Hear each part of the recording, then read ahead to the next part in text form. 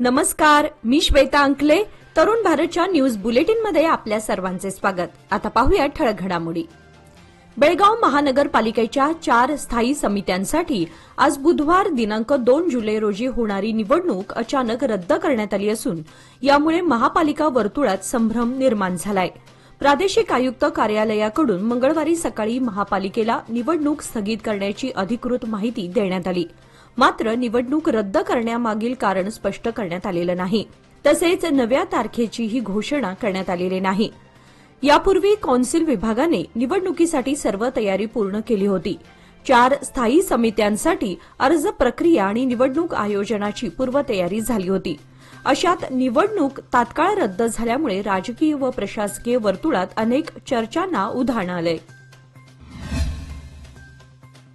हुक्केरी तालुक्यातील इंगळी गावातील गोशाळेतून जनावरे नेण्याचा प्रयत्न रोखण्यासाठी गेलेल्या हिंदू कार्यकर्त्यांवर अन्य समुदायातील लोकांनी हल्ला केल्याचा आरोप कामधेनू अय्यप्पा सामाजिक सेवा संस्थेने केला आहे. या हल्ल्यामध्ये गोरक्षकांना झाडाला बांधून मारहाण करण्यात आली होती. या प्रकरणी पोलिसांनी 4 आरोपींना अटक केली आहे. मात्र उर्वरित 40 जणांनाही तातडीने अटक करून त्यांच्या विरोधात कठोर कारवाई करण्यात यावी अशी मागणी संस्थेने जिल्हाधिकाऱ्यांकडे सादर केलेल्या निवेदनातून केली आहे. संस्थेचं म्हणणं आहे की इंगळी गावातील गोशाळेमधील गायींच्या चोरट्या वाहतुकीला आळा बसावा म्हणून गोरक्षकांनी हस्तक्षेप केला असता त्यांच्यावर प्राणघातक हल्ला करण्यात आला. या घटनेमुळे गावात तणावाचं वातावरण निर्माण झालं असून प्रशासनाकडून परिस्थिती नियंत्रणात ठेवण्यासाठी योग्य त्या उपाययोजना करण्यात येत आहेत.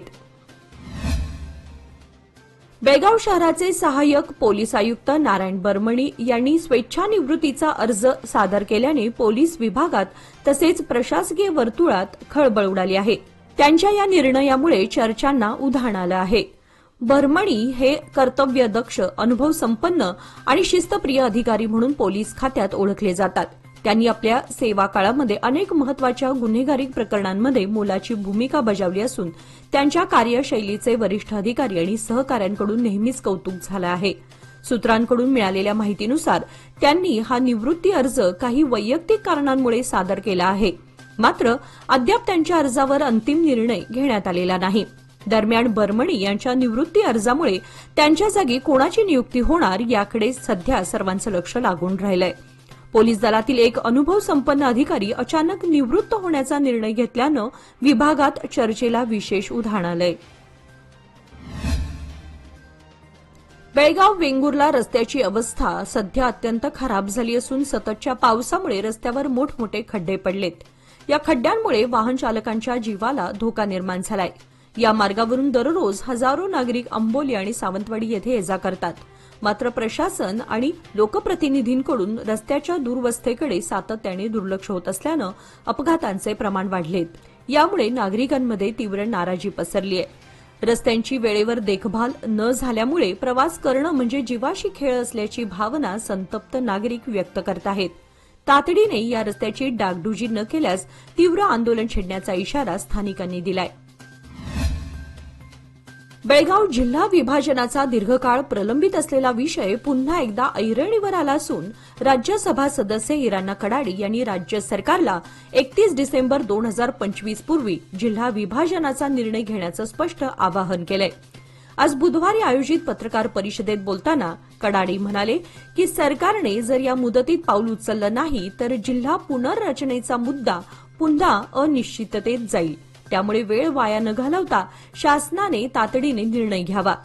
केंद्र सरकारच्या जनगणना विभागाने सर्व राज्यांच्या मुख्य सचिवांना पत्र पाठवलं असून त्यामध्ये गाव, शहर, तालुका व जिल्ह्यांच्या सीमा बदलायच्या असतील तर तो निर्णय 31 डिसेंबर 2025 पूर्वी घेणं अनिवार्य असल्याचं स्पष्ट केलंय. बेळगावसह मोठ्या जिल्ह्यांच्या कार्यक्षम व्यवस्थापनासाठी विभाजनाची गरज वारंवार व्यक्त होत असून आता ही संधी साधून राज्य सरकारने ठोस पावले उचलावीत अशी मागणी कडाडी यांनी केली आहे. देवगिरी गावानजीक बेकायदेशीरपणे दारू विक्री करणाऱ्या एका युवकास काकती पोलिसांनी सोमवारी अटक केली. जोमा सुरेश पाटील वय 24 राहणार पाटील गल्ली देवगिरी असं अटक करण्यात आलेल्या आरोपीचं नाव आहे. पोलिसांनी आरोपीकडून 90 मिली क्षमतेचे 159 टेट्रा पॅक एकूण 8,280 रुपये किमतीचे जप्त केले आहेत. या प्रकरणी काकटी पोलीस स्थानकात गुन्हा दाखल करण्यात आलाय। काकटी पोलीस निरीक्षक सुरेश शिंगी यांना देवगिरीजवळ एक जण बेकायदेशीर दारू विक्री करत असल्याची गोपनीय माहिती मिळाल्यानंतर त्यांच्या मार्गदर्शनाखाली पोलीस उपनिरीक्षक मृत्युंजय मठद व त्यांच्या पथकाने सापळा रचून कारवाई केली। छापा टाकून आरोपीस ताब्यात घेण्यात आलं। पुढील तपास काकटी पोलीस करत आहेत। शहरात गेल्या काही दिवसांपासून सुरू असलेल्या वादळी वाऱ्यासह पावसामुळे काँग्रेस रोड, टिळकवाडी, कॅम्प आदी भागामध्ये झाडे आणि फांद्या रस्त्यावर कोसळल्या आहेत। त्यामुळे नागरिकांच्या हालचालीस अडथळा निर्माण होत असून वाहतूकही विस्कळीत झाली आहे। कोसळलेली झाडे आणि फांद्या हटवण्याचं काम अद्याप सुरू झालेलं नाही। वन खात्याकडून याकडे दुर्लक्ष होत असल्याचं नागरिकांचं म्हणणं आहे। वारंवार मागणी करूनही धोकादायक झाडे आणि फांद्या न हटवल्याने अशा घटना वारंवार घडत आहेत। विशेषतः काही ठिकाणी झाडांच्या फांद्या कोसळून हेस्कॉमच्या वीज वाहिन्यांचंही नुकसान झालंय। वीज पुरवठ्यावरही याचा परिणाम झाला आहे। त्यामुळे प्रसंगी नागरिकांना अंधारात राहण्याची वेळ येत आहे। शहरातील धोकादायक झाडे आणि फांद्या तातडीने हटवाव्यात अशी जोरदार मागणी नागरिकांकडून होत आहे। अन्यथा मोठ्या दुर्घटनांना सामोरं जावं लागेल अशी भीतीही व्यक्त केली जात आहे।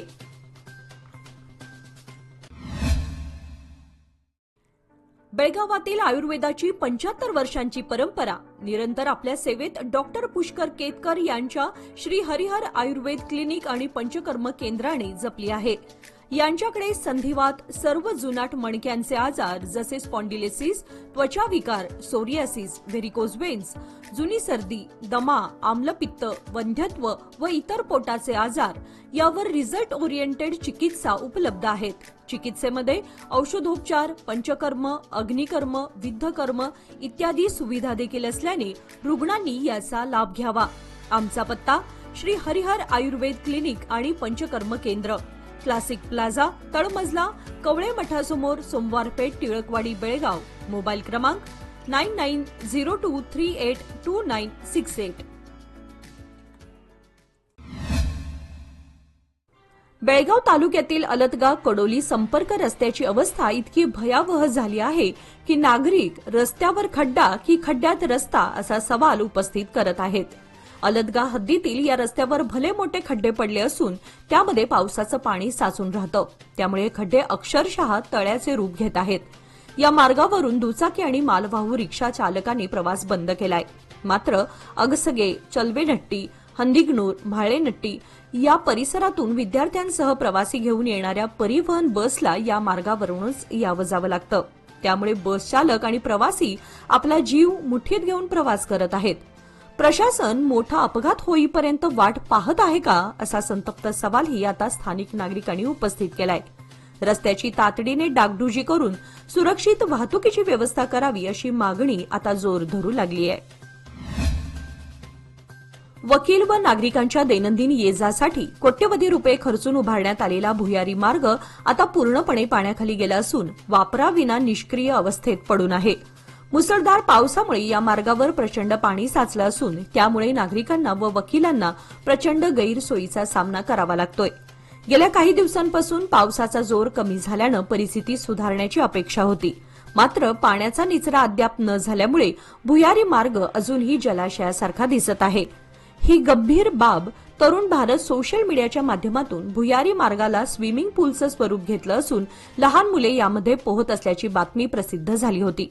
या वृत्ताची तातडीने दखल घेत एचईआरएफ रेस्क्यू पथकाने त्वरित कारवाई करत भुयारी मार्गाच्या दोन्ही बाजूंना सुरक्षा टेप लावून नागरिकांना प्रवेश बंद केलाय। त्यामुळे आता अपघात होण्याची शक्यता टळली आहे। प्रशासनाने या मार्गातील पाणी त्वरित बाहेर काढून तो पुन्हा सार्वजनिक वापरासाठी सुरळीत करावा अशी मागणी नागरिक आणि वकिलांकडून जोर धरू लागली आहे। बेळगाव शहरातील आरटीओ सर्कल ते चन्नम्मा सर्कल या मुख्य रस्त्यावर तसेच इतर प्रमुख रस्त्यांवर असलेल्या जुनाट झाडांच्या धोकादायक फांद्या तातडीने कापाव्यात अशी मागणी वकील संघटनेने जिल्हाधिकाऱ्यांकडे निवेदनाद्वारे केली आहे। निवेदनात नमूद करण्यात आलंय की या रस्त्यांवर असलेली झाडे सुमारे 100 वर्षांहून अधिक जुनी असून त्यांच्या फांद्या प्रचंड प्रमाणात वाढल्या आहेत। सध्या सुरू असलेल्या पावसाळ्यात या फांद्या कोसळण्याची शक्यता वाढली असून त्यामुळे वाहन चालक आणि पादचाऱ्यांच्या जीवाला धोका निर्माण झालाय।